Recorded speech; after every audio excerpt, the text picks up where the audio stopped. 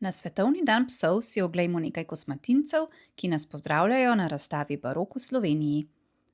Psi so bili že od nekdaj zvesti spremljevalci ljudi. V času baroka so bili lahko dragoceni pomočniki pri lovu ali pa crkljivi hišni ljubljenčki. Včasih so, tako kot njihovi gospodarji, dobili svoj pravi pasji portret. Več kot 2 metra visoka upodobitev Janeza Herberta grofa Lamberga sodi med redke celopostavne portrete iz sredine 17. stoletja. Modno opravljenemu plemiču družbo dela njegov zvesti spremljevalec z lepo okrašeno ovratnico.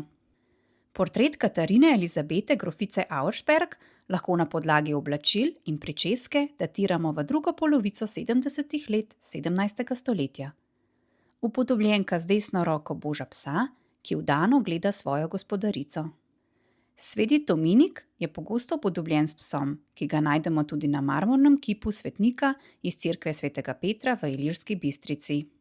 Včasih pa štirinožca najdemo tudi tam, kjer ga sploh ne bi pričakovali. Zmaju ob sveti Marti na sliki iz koprske stolnice je umetnik naslikal kar pasjo glavo.